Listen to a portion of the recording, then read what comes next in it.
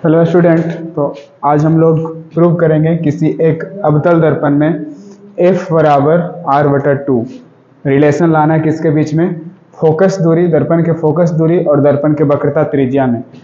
यानी जो फोकस दूरी होता है वक्रता त्रिज्या के आधे के बराबर होता है, या इसको ऐसे बोल सकते हैं कि वक्रता त्रिज्या फोकस दूरी के दुगने के बराबर होता है, यानी कि f बराबर r बटा 2।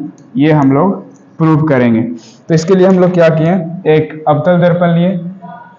इसके लिए हम लोग एक अवतल दर्पण लिए।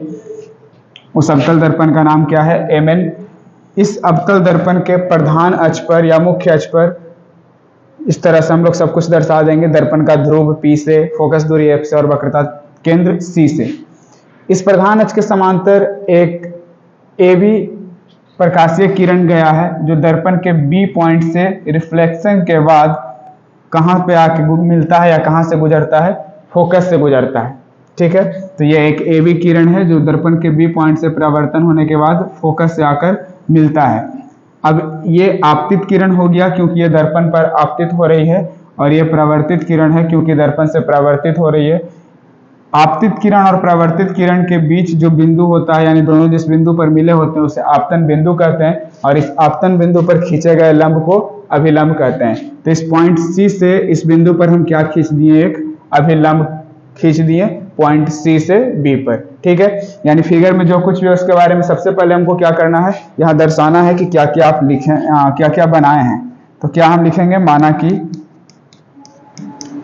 कि MN एक अवतल दर्पण है। माना कि MN एक अवतल दर्पण है जिसमें प्रधान अक्ष या मुख्य अक्ष, प्रधान अक्ष भी बोल सकते हैं या मुख्य अक्ष, क्या नाम है उसका, प्रधान अक्ष को आप PC बोल सकते हो। देखिए PC, या फिर और इसका प्रधान अक्ष का नाम ऐसे डिनोट तो कुछ करते नहीं, स्पेशल आप XY से भी डिनोट कर सकते हैं। तो जिसमें प्रधान अक्ष XY के समांतर, प्रधान अक्ष XY के समांतर कोई किरण या कोई AB, ये AB किरण आपतित होती है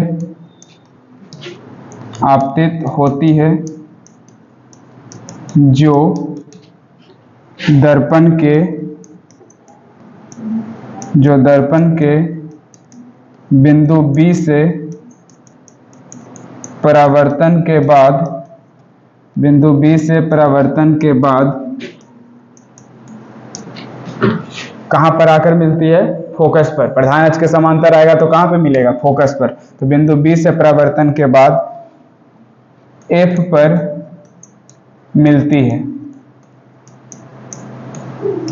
ठीक है, ये सब हम लोग फिगर में जो भी किए हैं उसके बारे में हम लोग यहाँ पर दर्शाएं। अब प्रूव करना क्या है कि F बराबर R बटा 2। प्रूव करना है F बराबर R बटा 2।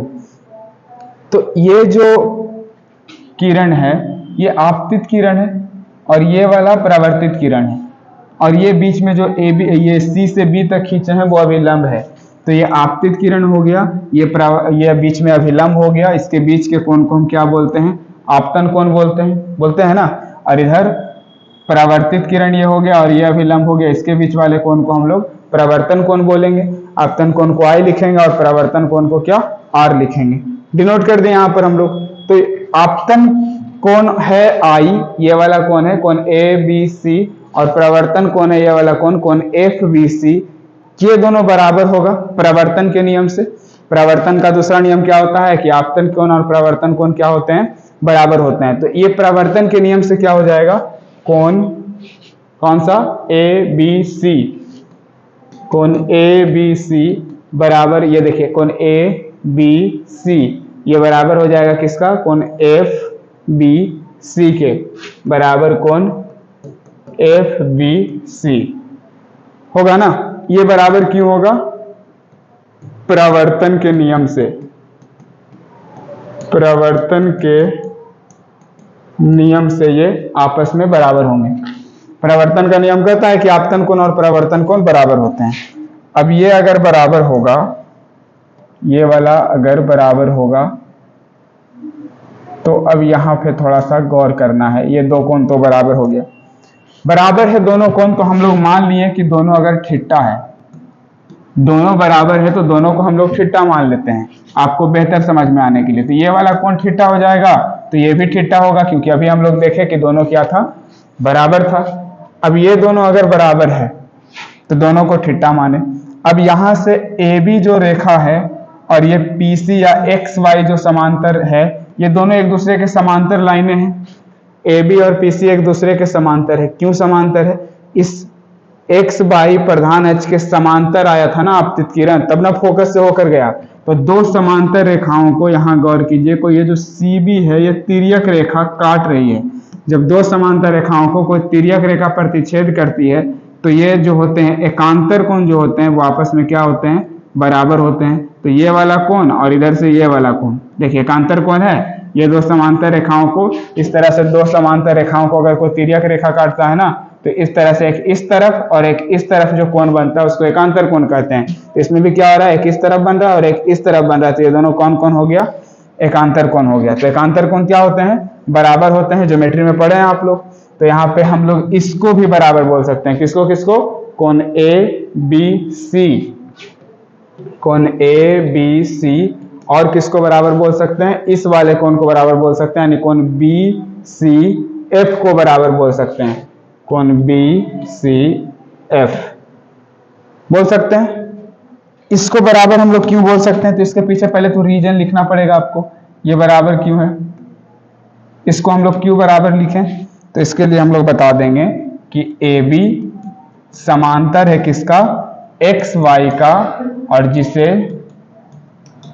ये कौन प्रतिच्छेद किया, सी बी रेखा प्रतिच्छेद करती है, सी बी प्रतिच्छेद करती है, सी बी प्रतिच्छेद करती है, ऐसा लिख दिए यहां पर।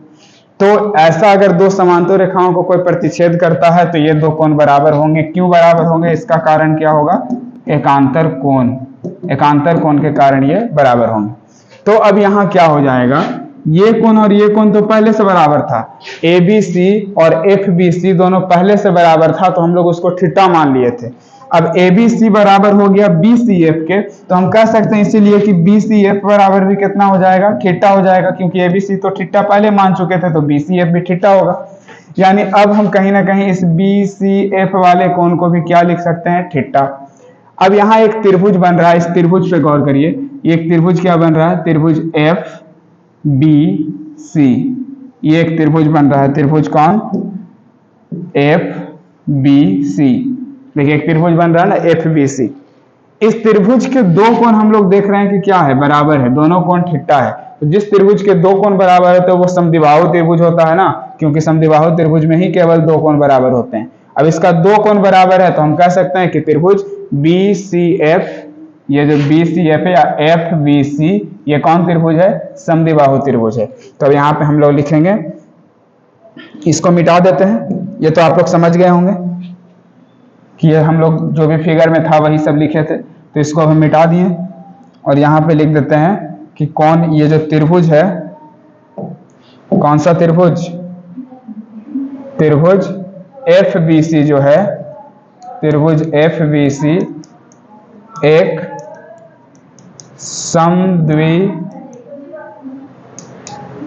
समद्विबाहु त्रिभुज है। एक क्या है, समद्विबाहु त्रिभुज है। एफ बी सी है जो समद्विबाहु त्रिभुज है। अब समद्विबाहु त्रिभुज में क्या होता है, दो कोण तो बराबर होते ही हैं, लेकिन वो दोनों कोणों के सामने का भुजा भी आपस में बराबर होता है। जैसे इसका ये और ये कोण बराबर है, ये भी थीटा ये भी थीटा, तो इसके सामने का भुजा कौन हो गया, ये वाला, और ये कोण बराबर है तो इसके सामने का भुजा कौन हो गया, ये वाला। ये दोनों भी आपस में क्या होगा, बराबर होगा, क्योंकि समद्विबाहु त्रिभुज में दो भुजा भी बराबर होता है।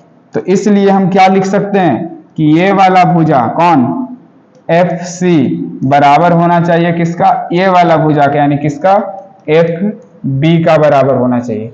ये दोनों आपस में क्या होने चाहिए, बराबर होने चाहिए। ठीक है। अब ये एफ बी जो है, इसको हम यहाँ पे देख रही है, बी वाला जो पॉइंट है पी से कुछ दूरी पर है, लेकिन क्या होता है कि ये किरणें सभी उपाक्षीय होते हैं, पैरेक्सियल होते हैं, इसलिए किरणों के मामला में, किरणों के केस में हम बी वाले पॉइंट को पी पर भी मान सकते हैं, क्योंकि ये सब बहुत ही कम दूरी पर स्थित होते हैं। इस फिगर में हम लोग ज्यादा दूरी पर लेते हैं, लेकिन ये बहुत ही पास पास स्थित होते हैं, जिसको हम लोग उपाक्षीय कंडीशन बोलते हैं। तो यहाँ हम क्या लिखेंगे, सभी किरणें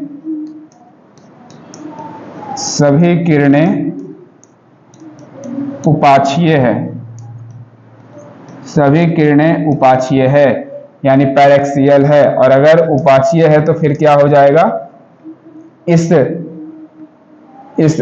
सी, तो एफ सी है, और ये एफ, ये बी वाला जो पॉइंट है उसको हम मान सकते हैं कि पी पर है। इस एफ बी और एफ पी के दूरी को हम क्या मान सकते हैं, बराबर मान सकते हैं, क्योंकि ये बी वाले पॉइंट को कहां पे हम मान लिए, पी पर, उपाक्षीय है इसलिए एफ बी को हम क्या लिख सकते हैं, एफ पी लिख सकते हैं। ऐसा लिख सकते हैं, एफ सी बराबर एफ पी लिख सकते हैं, है ना। तो अब इसी को अगर इस फिगर में देखें, यहां से सी वाले पॉइंट से पी वाले पॉइंट तक को, तो इस सी, ये जो हमको मिला था सी और पी जो देख रहे हैं, ये सी से पॉइंट से लेके कहां तक, यहां तक पी तक, दो पॉइंटों से मिलकर बना, एक इतना दूर का दूरी है और एक यहां तक का दूरी है। इसको आप बोलिएगा क्या, सी एफ, और इसके क्या, इसे आप क्या बोलिएगा, एफ पी बोलिएगा ना, इसे आप सी एफ और इसे एफ पी, और ये दोनों मिल जाए तो क्या बन जाएगा, सी पी बन जाएगा। तो यहाँ पे हम लोग लिखेंगे क्या, C F plus F P बराबर क्या हो जाएगा, सी पी। देखिए C F plus F P बराबर हो जाएगा सी पी, ये दोनों मिलकर इस पूरे के बराबर हो जाएगा। तो यहाँ पे हम लोग लिखेंगे C F plus F P बराबर सी पी। फिगर से हो रहा था, यहाँ फिगर से हम लोग देख रहे थे कि ये सी एफ और एफ पी दोनों मिलके क्या हो रहा था, ये पूरा सी पी हो रहा था। अब सी एफ है, जिसे हम लोग ये सी एफ या एफ सी लिखे थे, तो वो तो सी एफ को हम लोग सी एफ लिख सकते हैं। इस एफ पी को हम लोग किसके बराबर लिख सकते हैं, इस एफ पी, ये जो एफ पी था उस एफ बी को हम लोग एफ पी लिखे थे ना, या फिर ये जो सी एफ बराबर पी एफ लिखे हैं, तो ये पी एफ किसके बराबर था, एफ सी के बराबर था, क्योंकि सभी किरणें उपाक्षीय है। तो इस एफ पी को हम लोग क्या लिख सकते हैं, एफ सी लिख सकते हैं। तो यहाँ पर एफ पी के जगह पे हम लोग एफ सी लिख देते हैं बराबर सी पी। अब देखिए फिगर में देखिए, ये एफ सी है और ये भी एफ सी है, और ये बराबर में सी एफ हो गया। या इसको और आसानी से देखिएगा तो ऐसे पता चलेगा, ये तो एफ पी है और ये सी एफ है, जो किसके बराबर है, देखिए ये जो सी एफ था वो किसके बराबर था, एफ पी के बराबर था। तो इस सी एफ को हम क्या लिख सकते हैं, एफ पी लिख सकते हैं। तो यहाँ पे सी एफ की जगह पे हम लोग एफ पी लिख दिए बराबर क्या, सी पी। फिगर में अब देखते हैं कि एफ पी है क्या, सी पी क्या है, ये सब फिगर से देखते हैं। देखिए एफ पी यहां से यहां तक के बीच का दूरी है, एफ पी ये इतना दूरी है, फोकस से लेके कहां तक, ध्रुव तक का। तो फोकस और ध्रुव के बीच की दूरी को फोकस दूरी कहते हैं।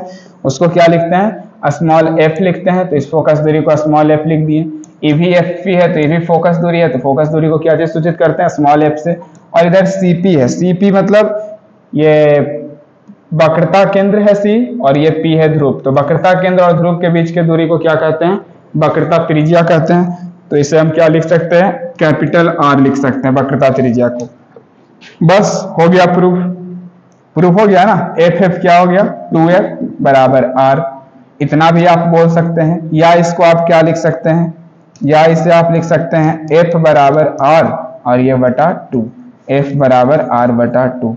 यही क्या करना था, हमें प्रूव करना था कि फोकस दूरी जो होता है उसके वक्रता त्रिज्या के आधा होता है, या वक्रता त्रिज्या जो होता है फोकस दूरी का दुगना होता है। बस इतना ही प्रूव करना था। अगर आप इसमें चिन्ह परिपाटी का अप्लाई करेंगे तो वक्रता त्रिज्या भी माइनस होगा।